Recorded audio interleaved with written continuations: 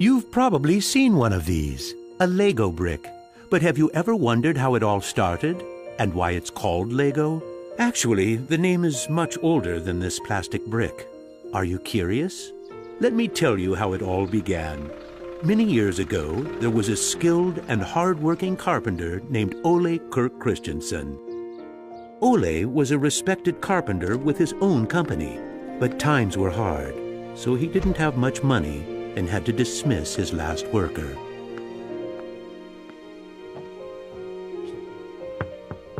Come on in. I've closed down the workshop and packed my things. Thank you. I suppose I'd better write you a paycheck.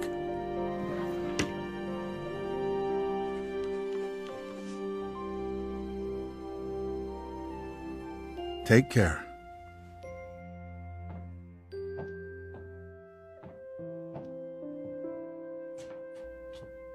Well, that was the last one. I just didn't imagine that it would come to this. I know. It's hard to understand. But at least now it can't get much worse. But it did get worse. Shortly after, Ole lost his wife. But Ole was a special person. He wasn't the type that gave up. And with the responsibility of his 4 sons, he had to think of something.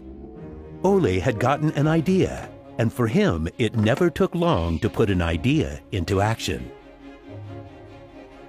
Ole's little invention made his boys so happy that he thought maybe he should start making toys. Ole decided to give it a try. Luckily, he had saved up a lot of wood from the carpentry production. He could now use it to make toys. Time passed by, and even though Ole was a skilled carpenter and had a good eye for quality and detail, sales were very slow. Luckily, one of his sons, Gottfried, started helping out his dad after school. Together, they just barely managed to keep up the production. Eventually, word began to spread that wooden toys of the finest quality were being made in the little workshop in Billund. One day, a man drove into town, a man who would change Ole's future. He was a wholesaler from Fredericia. I've heard that you're making some very nice wooden toys. Well, one does his best. The wholesaler was very impressed with all the wooden toys and placed a big order before he left. Now there's finally someone who can see the opportunities in what we're doing. Look at this. The wholesaler wants to put a lot of our toys into his store for the holidays. It's going to be a good Christmas this year, but we'll be busy. Now there was a lot to do in the little workshop, and Ole could rehire his former workers. Ole only used the highest quality wood, which was hand-picked and very carefully prepared. They worked day and night to get the order finished, so the wholesaler could get the toys out in stores before Christmas. Is there something wrong, Dad? I'm afraid that we're in big trouble. In the middle of their work, Ole received a letter saying that the wholesaler had filed for bankruptcy and couldn't buy the toys that he had ordered. But what are you gonna do? What about Christmas? Now we can't even afford food? I'll do it. What are you gonna do, Dad? I'll do it myself. I'll drive around selling the toys. There was no time to lose. Ole packed the car with all the toys and drove off. Ole was a very good toy maker, but was not a very good salesman. He didn't like praising himself or talking about how carefully the toys had been made. But he had to keep trying if he was going to sell anything. This is going to be a blast. Is there anything you're interested in?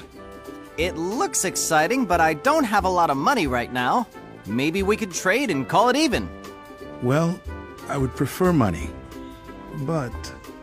In the end, he succeeded in selling all the toys.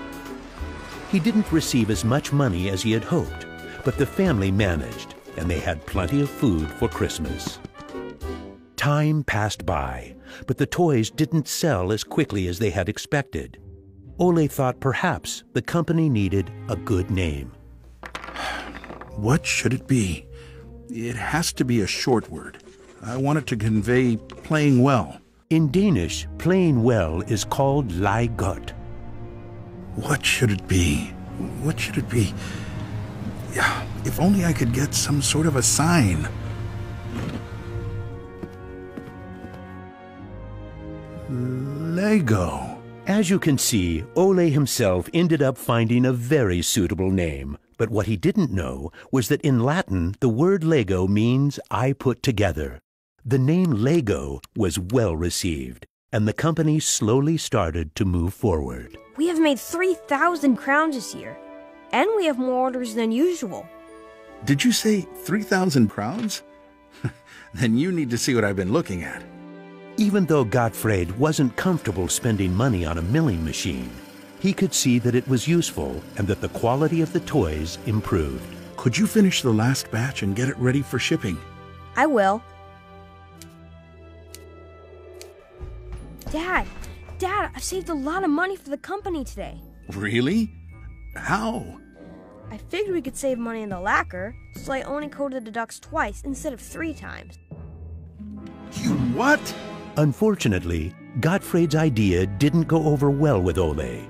Ole made Gottfried unpack all the ducks himself, give them the last layer of lacquer, and bring them back to the train station. Ole believed in high quality and not cheating his customers. When Gottfried returned, Ole explained that that wasn't the way to create a good brand. This little lesson opened Gottfried's eyes to the fact that every detail matters, and only the best is good enough. In the late 1930s, Lego was making a profit. Even when the Second World War broke out, they tried to make the best out of a difficult time. It seemed nothing could go wrong. But a stormy night in 1942 changed their luck.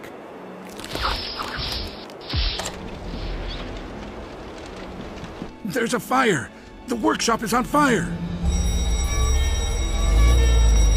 But when the firemen arrived, they were unable to save the workshop.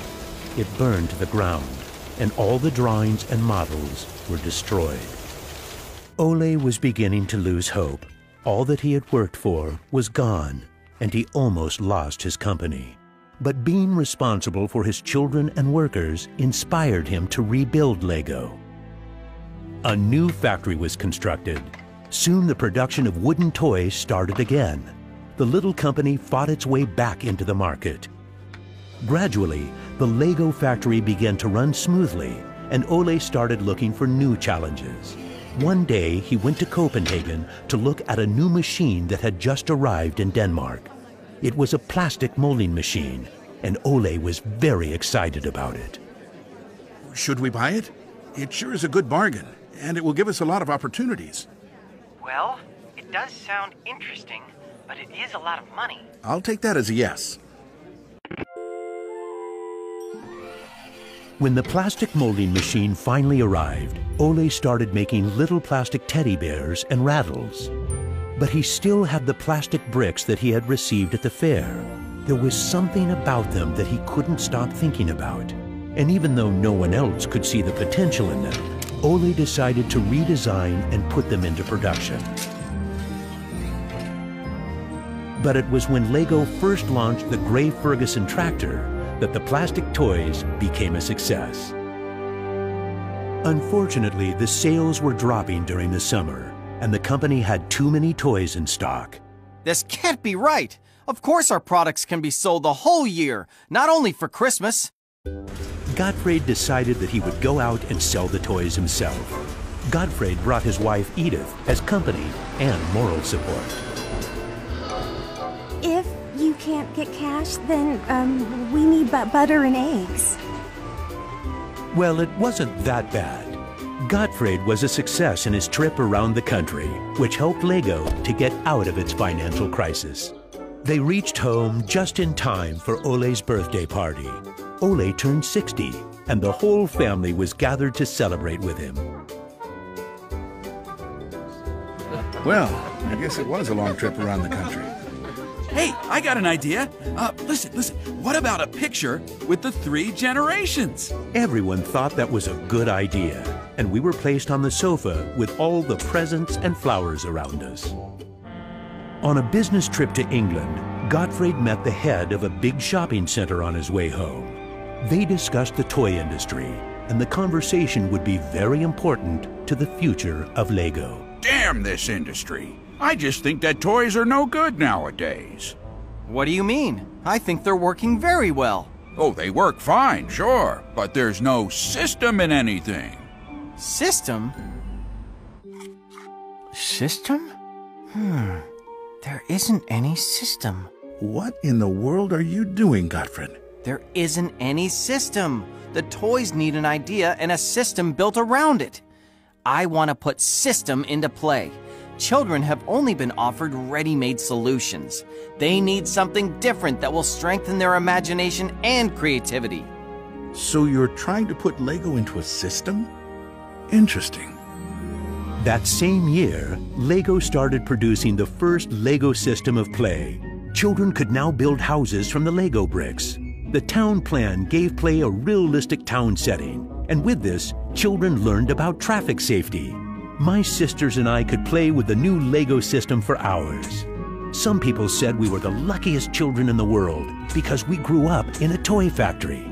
It was a huge breakthrough, and Gottfried decided to try selling it outside of Denmark. The system of play was so popular that they managed to sell it to many countries. Look what I just built! That is really nice, Kel. Even though Lego was meant for only building houses, there was still a lot of opportunity. There was just one problem. I can't lift it up. It keeps falling apart. That made Gottfried wonder. He wanted to find a way to make the Lego bricks stick together, but that was easier said than done. Gottfried noticed that the Lego bricks got a better clutch power with tubes inside. Now it was no longer just bricks, but a whole construction system with endless possibilities. This was groundbreaking for the Lego product. With a child's imagination, Lego could be anything in the world, over and over again. The imagination is the limit. Look, Dad! Now I can build everything!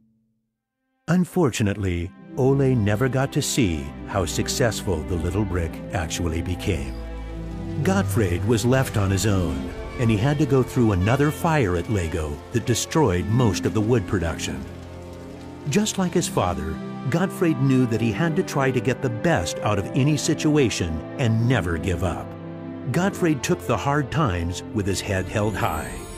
As sales grew, the company also got bigger. He had to think ahead, and he decided not to resume the production of wooden toys and to only focus on the Lego system. It turned out to be a great decision. Many new models were built, and Lego got stronger in the toy industry.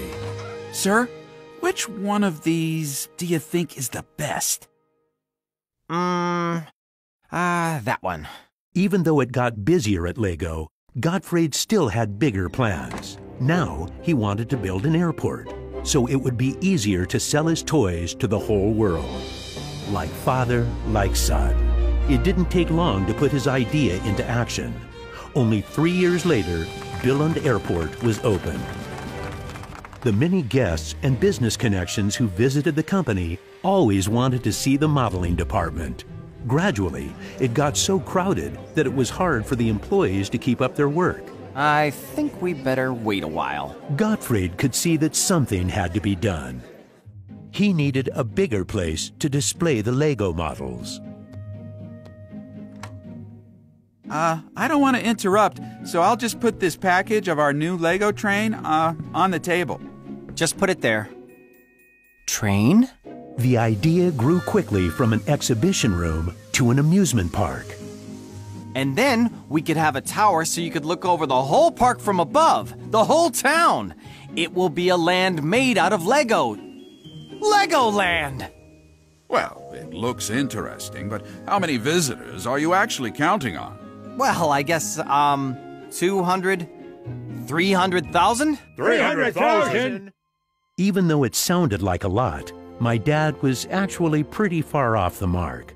There were 600,000 guests the very first year. My family and I were there to greet the guests. We've kept up this tradition ever since.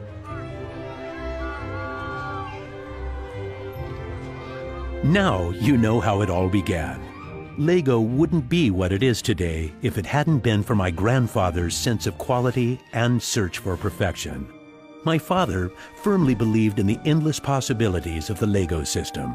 I seek to take the Lego idea even further, encouraging children to explore, experience, and express their own world, a world without limits. And we are still convinced that only the best is good enough, because children deserve the best.